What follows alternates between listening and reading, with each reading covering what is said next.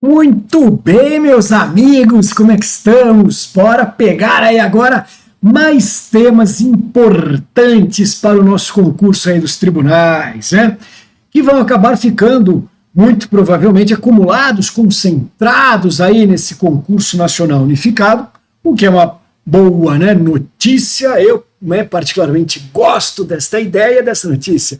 Meus amigos, entre os temas clássicos, né, aqueles temas padrão, os temas chavão, um deles é um tema que é relativamente esquecido na hora de a gente revisar a matéria, que é justamente a parte relativa à intervenção do Estado sobre a propriedade privada. Tá? Bom, primeiro deixa eu te explicar que tema é esse, gente. É o seguinte, todos nós temos um pacote muito grande, muito bem protegido de direitos individuais na Constituição. Está lá no artigo 5º, principalmente. E todos os direitos individuais são, como eu disse para vocês, né, constitucionalmente protegidos. Porém, gente, nós temos que lembrar que no Brasil não existe direito individual absoluto, nenhum. E aí, gente, todos esses direitos individuais, eles podem ser acompanhados, digamos assim, eles podem ser revistos, fiscalizados pelo Estado, ainda que sem a participação do Poder Judiciário. E aí, então, estamos falando, senhores, daquelas possibilidades de intervenções diretas que o Estado faz. Então, nós temos, por exemplo, direito individual da propriedade econômica. Você pode montar uma empresa. Mesmo assim, o Estado pode vir e pode intervir nessa sua empresa.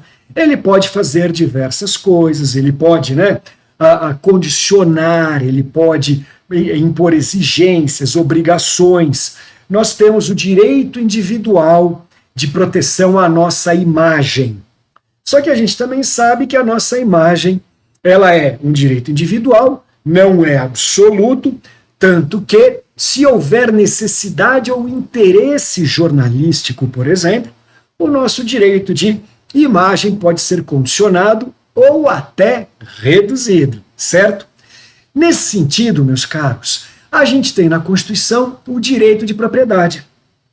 E mesmo assim, o Estado pode vir a agir sobre ele. Por que isso, gente? Porque nós temos alguns fundamentos que regem todo o direito administrativo e, portanto, todo o direito público, que vão instituir princípios fundamentais ou princípios basilares desse ordenamento especial. E os dois mais importantes a gente sabe, né? Supremacia do interesse público e indisponibilidade do interesse público. E por conta desses fundamentos, quando o Estado precisar, ele pode atender interesses públicos através dos bens e através de direitos privados. E aí tem diversas formas, regrinhas, tem que ver se pode indenizar, se não pode, se tem que indenizar, se cabe defesa, se não cabe, são vários detalhes. Para isso, gente, como é que as bancas perguntam? A banca, ela descreve o conjunto de características, e daí então, ela te pergunta se você sabe qual é a modalidade de intervenção que ela está se referindo, ou o contrário. Ela vai lá, ela coloca o nome da modalidade de intervenção e pede para você assinalar entre as alternativas aquela que diga as características corretas relativas àquela forma de intervenção. Tá bom? Para isso, então, eu acho que vocês já devem ter baixado o material pré-aula que estava disponível, e agora vamos também preencher esse material pré-aula e eu vou transformá-lo no texto final. Mas eu não quero que você fique esperando eu preenchê-lo. Eu quero que você vá anotando junto, porque aquilo que eu já falei para vocês diversas vezes. O caderno, ele é mágico, porque o caderno tem uma coisa que se chama linguagem da fala, que é sensacional. Você escreve da melhor forma que você entende, porque você escreve da forma que você pensa, e não da forma que eu penso, que o fulano pensa, que outra pessoa pensa. Por quê? Porque essas outras formas a gente acaba colocando no texto escrito. Então, se eu te entregar um texto escrito em mãos, este texto estará com a forma através da qual eu penso, e não através da forma pela qual você pensa e você traduz seus pensamentos em fala. Então vamos lá, vamos começar a elaborar este nosso material que é sensacional. Olha ele aí, gente. Olha lá. Então vamos começar, gente, falando das regras gerais relativas à intervenção do Estado sobre a propriedade privada. Então, aquilo que eu havia falado, quando a gente pegar as tais das regras gerais, primeira coisa temos que saber que o artigo 5º, inciso 22 da Constituição, ele confere a todos, indistintamente, o direito de propriedade privada, ou seja, a Constituição confere para todo mundo o direito de ter seus bens privados, joia, e geri-los, administrá-los, dar a destinação que quiser, do jeito que quiser, claro, né? Desde que sejam meios, fins e formas lícitas, ok? Então a nossa Constituição garante a todos o direito à propriedade privada, são seus bens privados e também seus direitos reais sobre bens privados. Perfeito? Porém, meus caros, aquilo que eu havia dito, não existe direito individual que seja absoluto na nossa Constituição. E por conta disso, nós temos que toda propriedade privada está vinculada e se submete, está vinculada e se submete à sua função social. Opa, social não, né? Social. Sua função social. Então, meus caros, o que nós estamos vendo aqui é uma coisa que a gente pode chamar de conflito aparente. Então, nós temos um conflito aparente. Que conflito que é? O do direito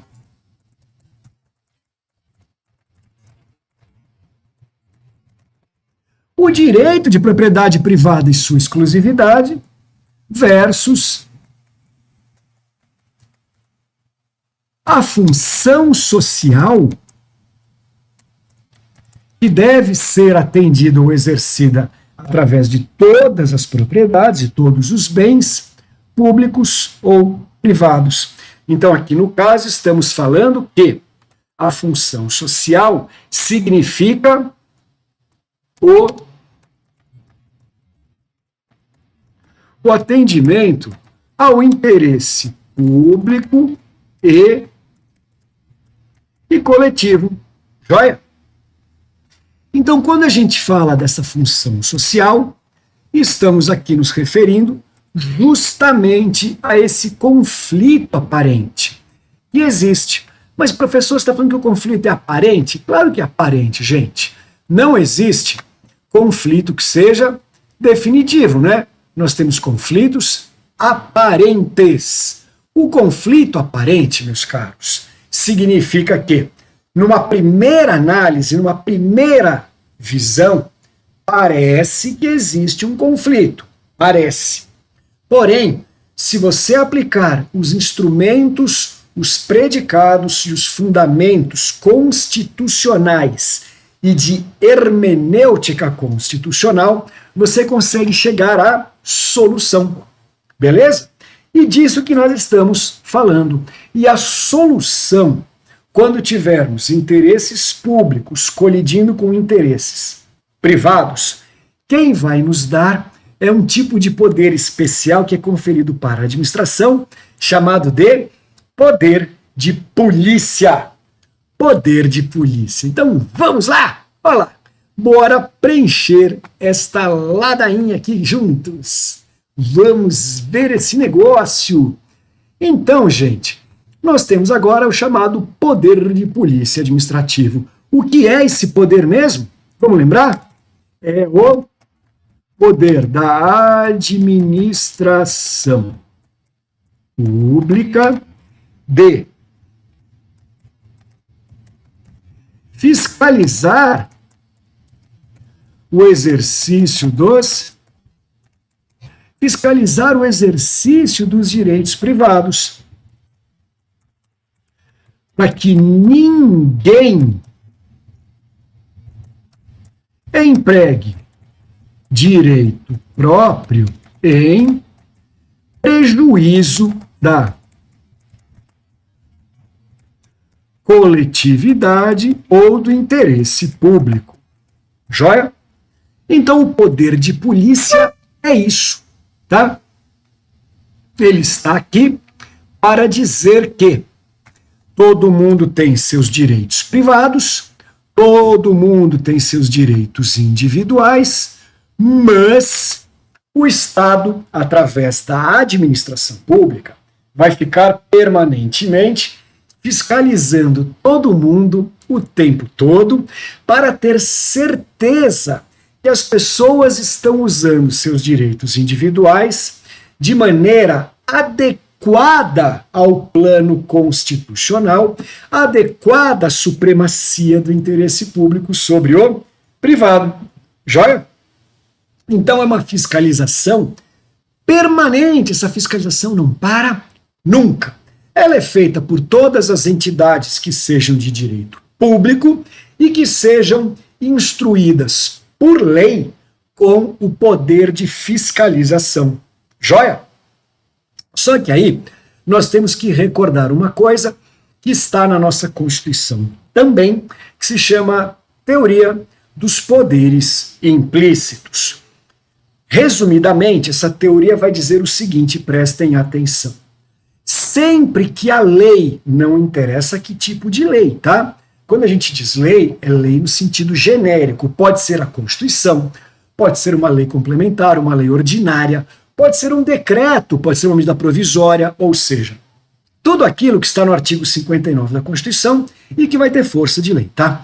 Então, teoria dos poderes implícitos. Sempre que uma lei conferir uma determinada competência para um órgão ou um ente público, estará implicitamente conferindo os necessários poderes para que essa competência possa ser efetivamente cumprida, possa ser efetivamente realizada, para que aquele interesse público finalístico por trás da competência possa ser atendido ou protegido.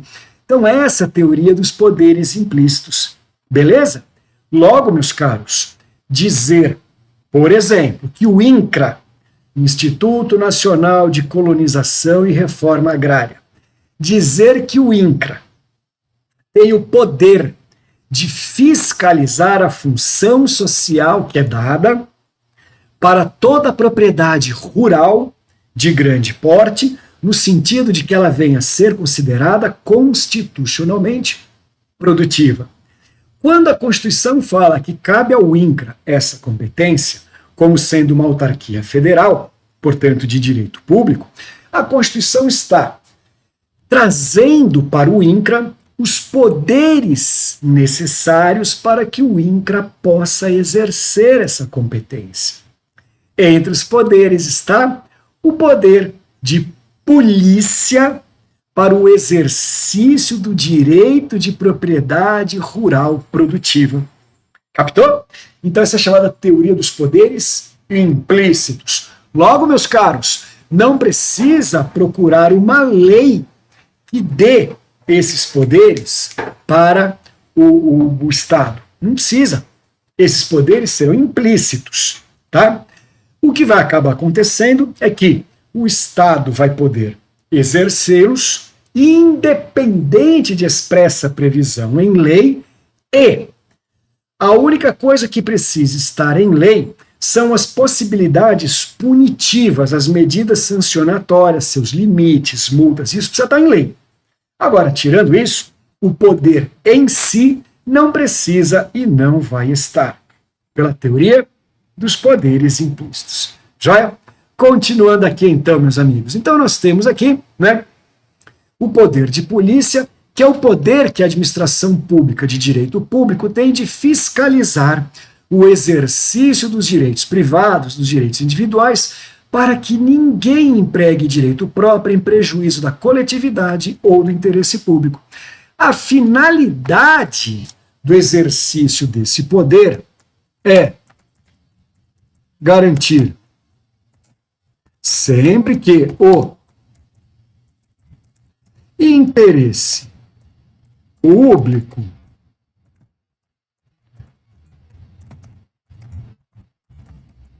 prevaleça sobre os interesses privados. Joia? E quando a gente diz isso, estamos dizendo então que caberá ao ente público, além de fiscalizar permanentemente o exercício dos direitos individuais, também caberá ao ente público, né, além de fiscalizar, intervir concretamente nesses direitos. Nesses direitos individuais, meus caros, então, né, vai dar ao Estado o poder de intervir concretamente nesses direitos individuais, podendo condicioná-los ou até reduzi-los, entendeu? Então, quando a gente fala das modalidades interventivas sobre a propriedade privada, que é o que nós estamos começando a debater, estamos dizendo, então, que a estrutura pública, o ente público, o órgão público, ou uma autarquia, ou uma fundação pública, tanto faz, né? Todos eles vão ser dotados desse poder de fiscalização permanente e, com essa fiscalização permanente, poderão condicionar o exercício desses direitos individuais ou, eventualmente, até reduzi-los. Eles podem fazer isso, sim. Beleza? Então, condicionamento ou redução. Quando a gente fala, então, desse condicionamento ou dessa redução, estamos nos referindo justamente a essa ideia da intervenção do Estado sobre a propriedade privada. Beleza. Então, as características da intervenção da administração pública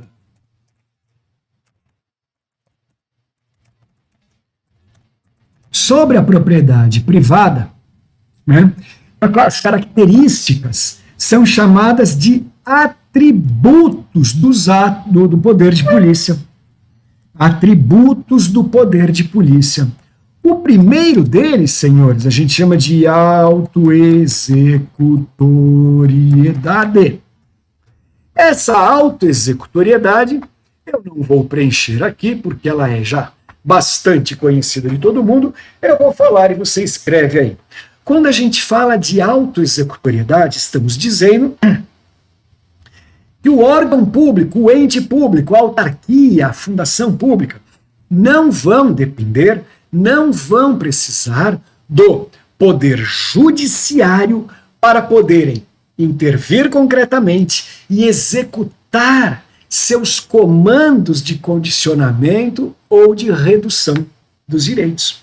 Logo, gente, as formas de intervenção na propriedade privada são aplicadas de maneira direta pela administração e ela não precisa, ela não depende do Poder Judiciário autorizá-la a fazer isso. A administração vai fazer de forma direta, de forma autoexecutável, captou? A próxima característica, também chamada de atributo, é a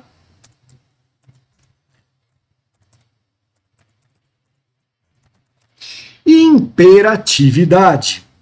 O que é, gente, essa imperatividade? Olha lá, coloca aí. Imperatividade quer dizer que a administração pública, o órgão público, o ente público que está fiscalizando, ele não depende, ele não precisa nem da participação do particular sobre quem ela vai agir, e muito menos da concordância dele, para poder condicionar ou até reduzir aquele direito individual. Não precisa. Então, isso a gente chama de imperatividade. Tá? Tem uma outra forma de falar isso, você pode pôr no seu caderno aí, que é a chamada unilateralidade da administração. Dizer, então, que ela vai agir de maneira unilateral. Não precisa da participação nem da concordância do particular. Legal? Próxima característica, meus amigos, é justamente a discricionariedade. Discricionariedade. O que é, meus caros, essa discricionariedade? Veja, quando a gente fala que é discricionário, você precisa tomar um certo cuidado com essa expressão.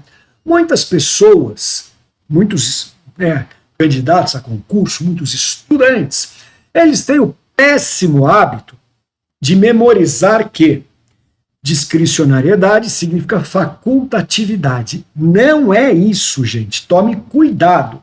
Tá? Os poderes que a administração goza geralmente são mais do que poderes. São poderes, deveres da administração. Poderes, deveres. Logo, não é que o administrador pode exercer. Ele está obrigado a exercer os seus poderes. Porém, alguns desses poderes o administrador exerce apenas para cumprir lei e ponto final. Então, são poderes decorrentes de competências vinculadas ou vinculantes. Agora, outros poderes, senhores, são poderes que o administrador vai exercer e a lei vai conferir para o administrador a possibilidade de ele analisar naquele cenário, naquele momento, naquelas circunstâncias, ele vai poder analisar a oportunidade e a conveniência daquela intervenção segundo os interesses públicos e coletivos que estão em jogo. Então, quando a gente fala que o exercício do poder de polícia é discricionário, o que estamos dizendo é que o poder de polícia é um poder-dever. A administração deve exercer, deve, certo? Porém, ao administrador, ao agente público que vai exercer esse poder, vai ser conferido o direito de analisar em cada caso concreto a oportunidade e a conveniência. Isso quer dizer, gente, escreva aí no seu caderno, que o administrador decreta quando ele acha que ele precisa decretar e ele revoga quando ele acha que ele precisa revogar. Certo? Logo, a gente não tem aqui, gente, a possibilidade da intervenção judicial para dizer se cabe ou se não cabe aquela forma interventiva. Escreva aí no seu caderno isso. Que em função dessa discricionariedade, gente, cabe ao administrador decidir se ele vai intervir, em qual bem ele vai intervir e qual vai ser a intensidade da intervenção que ele vai impor sobre aquele bem. Entendeu? É isso aí. E por fim, senhores, vamos falar da coercitividade. Como último dos atributos importantes, como último, né, dessas características importantes. Quando a gente vem falar dessa coercitividade, meus amigos, anotem aí, quer dizer o seguinte, quer dizer que tanto para impor seus atos e decisões de intervenção, como também para fazê-los efetivamente cumpridos, a administração pode e vai usar a sua força pública se necessário. E o Estado, quando quer, ele é bem forte. Ele é bem forte mesmo, tá? Então, quando a gente fala dessa coercitividade, você também pode escrever de outra forma. Quer dizer que não se admite, gente, não se admite nem recusa dos particulares e nem resistência ou omissão no cumprimento daquilo que a administração está decretando ou determinando. Quando ela decreta ou determina, é bom que o particular se submeta e cumpra, porque se precisar, ela vai aplicar sua força pública e vai fazer aquilo acontecer, ainda que na marra. Então, essa é a característica da coercitividade. Joia?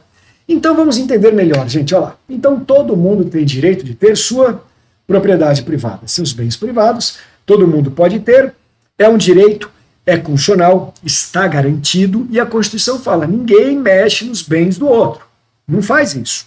Eventualmente, se alguém quiser interferir na esfera privada dos bens do outro, esse alguém que quer fazer isso precisa propor uma medida judicial com contraditório, com ampla defesa, vai ter que aguardar as decisões judiciais, as autorizações judiciais, para daí então poder interferir nos bens privados do outro, caso o outro não esteja disposto a permitir.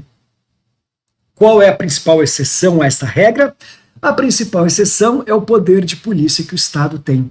O Estado olha para as pessoas administrando, as pessoas gerindo os seus bens, e a administração fala, parceiro, lamento informar, mas eu estou precisando puxar um gasoduto lá da Bolívia até o Brasil para fazer as nossas usinas e as nossas indústrias funcionarem.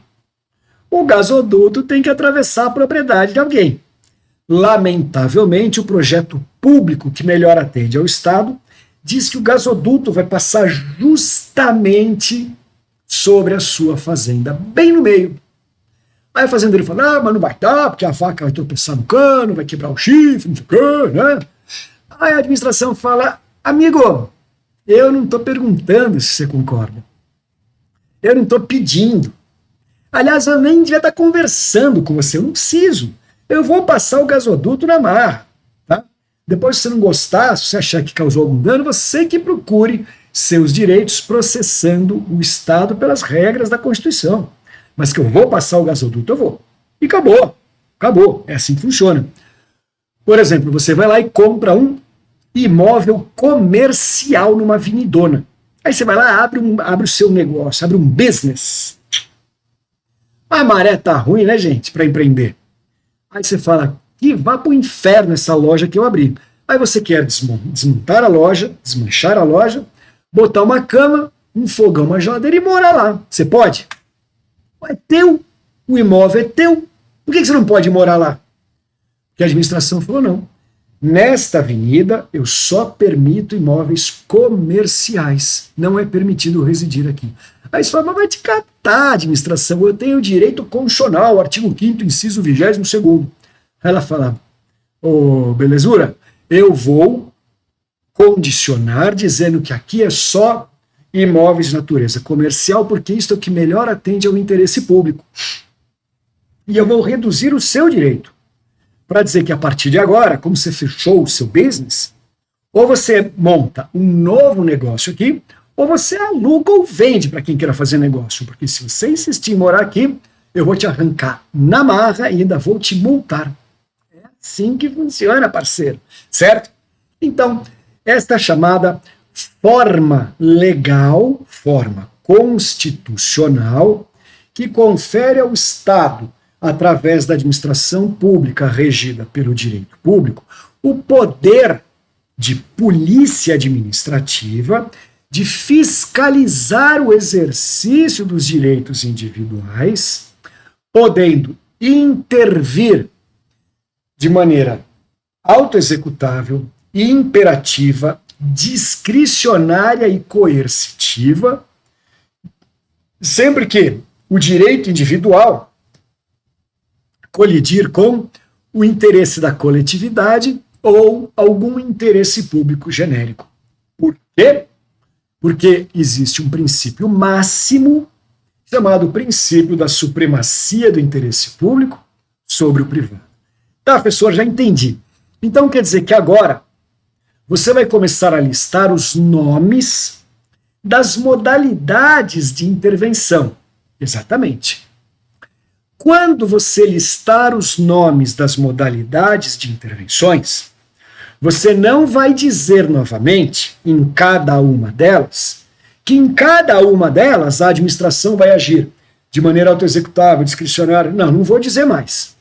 Você já está preparado, você já está advertido de que todas as formas que vamos falar agora são exercíveis pela administração conforme esta primeira metade da nossa aula de hoje. Quer dizer, autoexecutável, imperativo, discricionário e coercitivo, fundado em preceitos constitucionais, principalmente a função social que é exigida de toda a propriedade privada, deixando claro que não existe direito de propriedade privada absoluta no Brasil. Bora lá, gente, então? Agora vamos falar das modalidades em si, gente. Olha lá. A primeira delas, olha lá, formas de intervenção. A primeira se chama limitação administrativa. Então aqui, meus caros, ao invés de colocar questão, nós vamos colocar itens que te ajudem a memorizar. Vamos lá. E eu vou começar com um exemplo, porque se eu te der o exemplo, você consegue de cara já ir visualizando do que é que nós estamos falando e você raciocina melhor. O melhor exemplo que nós temos é a altura dos prédios na rota do aeroporto. Você sabe que quanto mais próximo da cabeceira do aeroporto, mais baixos serão os imóveis que podem ser construídos, até chegar ao ponto em que nada é permitido que seja construído. Beleza? Essa é uma limitação. A limitação que começa com a letra L é, em regra, instituída por lei. Então, limitações são instituídas por lei. O que está sublinhando aqui? Ah, peso do acento, que cara chato, né? Então, são instituídas por lei. Sabe por que são por lei? Porque são genéricas e abstratas. Quando eu falo que elas são genéricas, gente, quer dizer que a administração não precisa saber, e às vezes ela não sabe mesmo, sobre quem que ela está impondo essa limitação. Ela estabelece uma limitação sobre uma região, sobre uma zona, sobre um padrão de bem, de imóvel, de alguma coisa assim, né? Que nem, por exemplo, se você viaja bastante de carro, você já deve ter visto essa placa que tem nas estradas. Antes de construir de frente à rodovia, consulte a administração. consulte a agência reguladora, consulte o Estado. Por quê? Porque se for uma rodovia de alta velocidade, essas de 100, 110, 120 km por hora, né, nós vamos ter o chamado recuo obrigatório. Então, os primeiros 13, os primeiros 15 metros, por exemplo, da propriedade de frente à rodovia, não podem ser edificadas, não permitem qualquer forma de construção, porque esta primeira faixa é a zona de escape dos goiaba que vem rodando, porque tomaram 10 escolas e pegaram a estrada e saíram dirigindo. Captou? Então, isso também é uma forma de limitação. Legal? Olha lá, meus caros. Aí, então, nós vamos falar o seguinte. Quando nós tivermos a altura do... Quer dizer, instituída por lei, genérica e abstrata, fica claro que a limitação deve ser instituída antes do uso que ela pretende limitar, certo? Então a limitação ela já estava lá, porque ela foi instituída por lei, tá? Por lei. Então a limitação já estava lá. Logo, gente, que natureza de obrigação é essa? Essa é uma obrigação de não fazer. A gente também chama isso de obrigações negativas. Então, limitação é uma obrigação negativa, uma obrigação de não fazer. Perfeito? E por fim, gente, a limitação, ela deve ser indenizada? Toma cuidado, porque essa parte é bastante mal compreendida também. Olha só. A imposição da limitação em si não é indenizável. Então não é porque o Estado instituiu uma limitação ali que o particular vai ser indenizado. Não é. A culpa é do particular que não observou um texto de lei dizendo que ele não poderia fazer aquilo que ele gostaria de fazer. Ah, professor, agora, e se essa limitação for excessiva e trouxer danos concretos? Quando for excessiva e tirar uso e gozo do bem, deverá ser indenizada. Sabe por quê, gente? Porque se a administração falou que ia fazer uma limitação, só que ao invés de limitação, eles criaram tantas regras que ninguém consegue usar de jeito nenhum aquela propriedade, então, nesse caso, o que ocorreu foi uma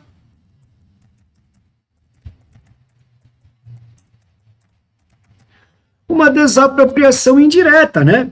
Ou seja, gente, o Estado, dizendo que ia fazer uma limitação, fez com que aquele bem privado de um particular não pudesse ser utilizável por ele de forma alguma, em virtude de uma regra pública.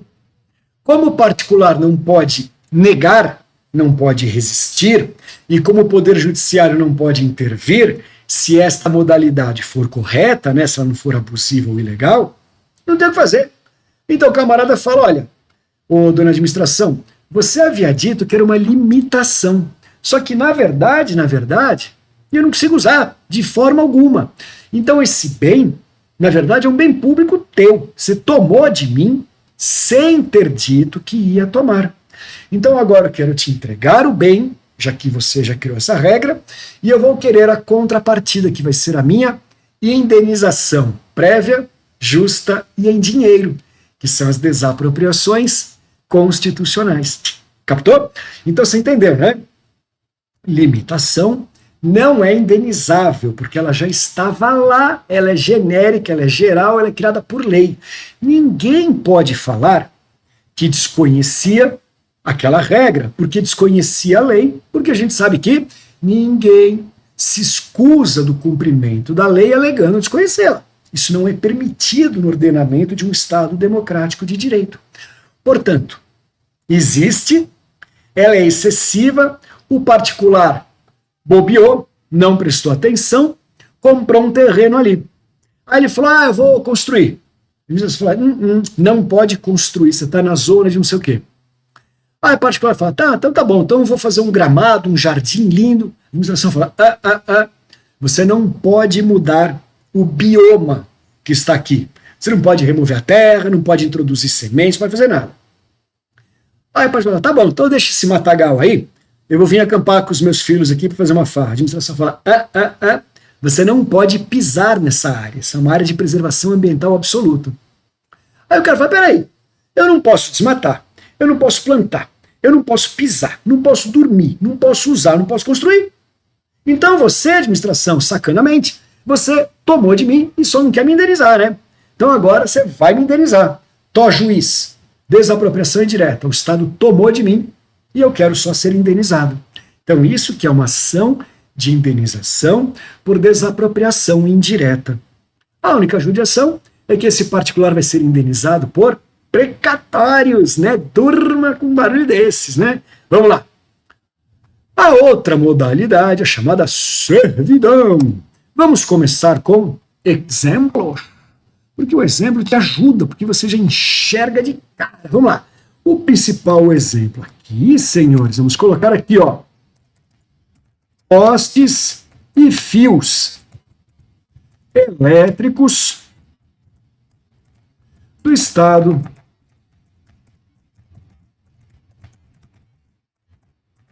atravessando uma propriedade privada. Então aqui nós temos uma outra forma que se chama servidão. Beleza? Olha lá, gente, então enquanto que a limitação, olha aqui em cima, tá? Porque as bancas, né, elas fazem comparativo, tá? Então enquanto que a limitação é por lei, a servidão, gente, não. A servidão ela é por ato administrativo concreto, ou ato de efeitos concretos, tanto faz. Você viu que a limitação é genérica e abstrata. A servidão não. A servidão ela é concreta. Ela é concreta e específica. Sabe por quê? Porque, em primeiro lugar, ela é concreta no sentido de dizer que o Estado vai, escreva isso no seu caderno, hein? O Estado vai necessariamente introduzir um bem público, uma coisa pública, na propriedade do particular, mesmo que ele não concorde. Tá?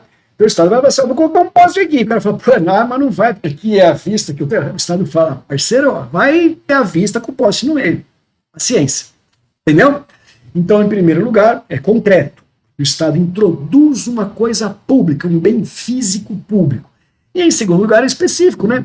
O Estado sabe dizer exatamente onde ele está colocando as coisas dele. Né? Ele não é biruta. Você fala, Estado, cadê seus postes? Fala, putz, não sei onde eu pus. Né? Não, ele sabe exatamente onde estão seus postes. Certo? É uma característica, é uma regra. Beleza? Vamos lá. Sabendo disso, então, olha só, você viu aqui comigo que a limitação ela deve ser instituída antes do particular empregar o uso. Por isso que ela é uma obrigação negativa de não fazer. Aqui não. Aqui, opa! Aqui, gente, a servidão vem após o particular empregar uso. Tá? O cara já está lá morando, o cara já construiu a casa de esquina com muro e tudo. Depois é que vem a prefeitura e fala, você tem um muro na esquina, então eu vou colar a placa com o nome da rua no seu muro, viu? Aí você fala, não vai não. Aí a prefeitura fala, claro que eu vou. Vai lá, cola e acabou. Tá?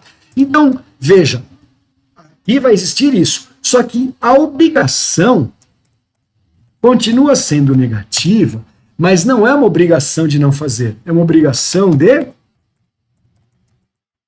de de suportar.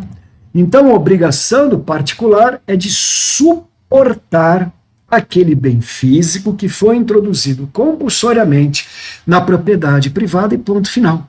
Beleza? Por fim, meus amigos, a servidão é indenizável? Presta atenção naquela regrinha, hein? Não se indeniza pela decretação e execução de uma servidão. Porém, qualquer dano concreto, peraí que seu qualquer, não é qualquer dano concreto deverá ser indenizado. Entendeu? Como assim, professor? Seguinte, passou o gasoduto no meio da fazenda do cara. E em virtude do gasoduto, a temperatura do gasoduto, o barulho que ele faz, as vacas não conseguem mais se aproximar daquele pasto por mais de 100 metros de distância. Então ficou uma faixa de 200 metros de largura na fazenda do fazendeiro, na qual nenhum animal quer chegar perto pelo barulho que o gasoduto faz. Deu dano? Parece que deu, né? Então esse cara agora vai ter que provar que ele está sofrendo um dano, prova isso judicialmente, se ficar comprovado, vai ser indenizado através dos precatórios. Joia? As próximas, agora estamos na reta final, porque os últimos são mais enxutinhos. Olha lá. Ocupação temporária, meus amigos. Vamos colocar aqui de cara o exemplo. O que seria uma ocupação temporária? Bom, vamos imaginar que foi encontrado petróleo na propriedade de um particular. Ou lá existe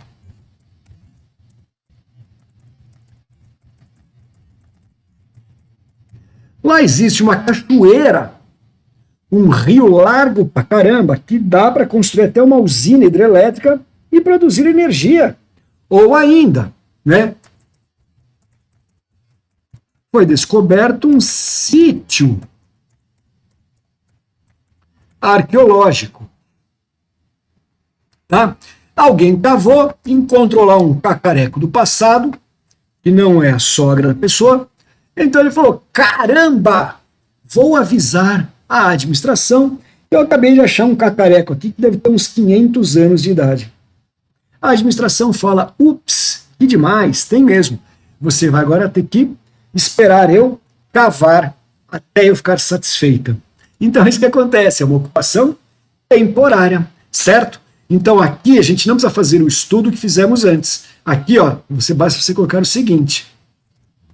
A administração ocupa e usa o bem até que o interesse deixe de existir.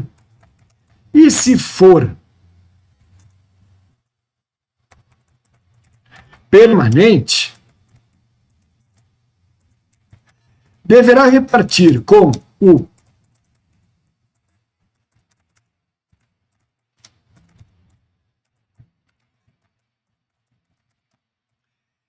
se for permanente, né, como é o caso de encontrar petróleo na propriedade de alguém, ou de pegar cachoeira no terreno de alguém, construir uma hidrelétrica, nesses casos, deverá então repartir com esse proprietário os ganhos econômicos. Tá? Vamos lá. Requisição. A requisição, meus caros, aconteceu para chuchu e recentemente, hein? Quer ver o exemplo? Olha lá. Um imóvel privado grande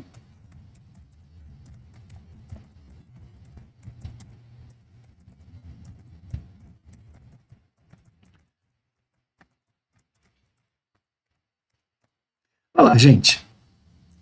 Um imóvel privado grande foi requisitado para ser um hospital de campanha durante a Covid, não é?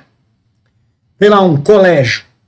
O colégio tem um ginásio anexo gigantesco, com 30 banheiros, 6 quadras, né, tudo mais. Bom, o colégio está fechado? Claro que está fechado, né? Pandemia, sim. E essa área enorme? Pô, essa área enorme é perfeita para montar um hospital de campanha e atender a galera que está ali quase morrendo. Então vamos requisitar e acabou. Captou? Logo, meus caros, a requisição decorre de uma urgência, emergência, calamidade, guerra e aí vai. Joia? Belezura. Aqui, meus caros, não se indeniza pela simples decretação da requisição, mas qualquer dano comprovado deverá ser ressarcido pelo Estado. Tá? Então, qualquer dano que venha acontecer ali vai ter que ser ressarcido pelo Estado. E a última dessas formas que aparece mais nas provas é justamente o tombamento. O tombamento, gente, ele também é bem mal compreendido pela galera por aí, hein? Tome cuidado, gente. Olha só, presta atenção aqui em mim. Um imóvel tombado pode ser usado pelo proprietário? Ué, claro que pode. O imóvel tombado, o proprietário pode morar nele? Ué, se for residencial, pode.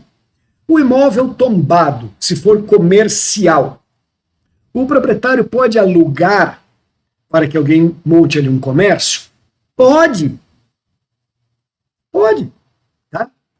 Somente o que vai acontecer é que naquele imóvel, em virtude de alguns fatores, a administração entende que existe um tipo de interesse coletivo que deverá ser preservado obrigatoriamente sob pena de severa punição.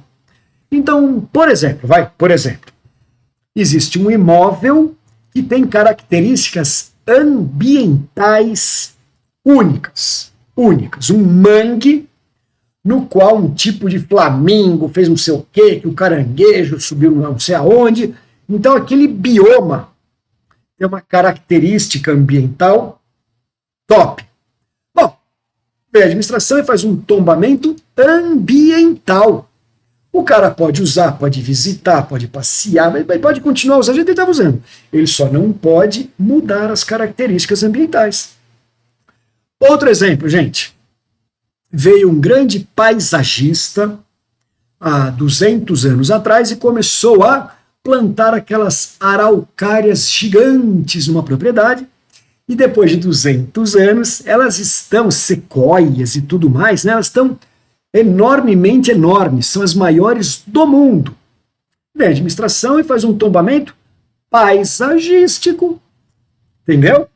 Você vai lá no Pelourinho, em Salvador, e aquelas casinhas da pracinha do Pelourinho estão expressando o período colonial português junto com a miscigenação da cultura dos homens civilizados, digamos assim, com a população local e tudo mais. Estou inventando, tá? Estou inventando. Então, toda aquela fachada do Pelourinho é tombada pelo critério artístico. Também pode ser tombamento arquitetônico, tombamento histórico, tombamento cultural. Então isso é um tombamento. Captou? Então coloque aí no seu caderno que o tombamento nada mais é do que a ordem de preservação,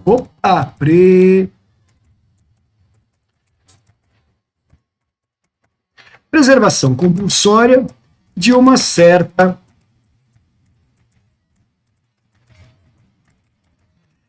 característica de interesse público sobre aquele bem. Joia?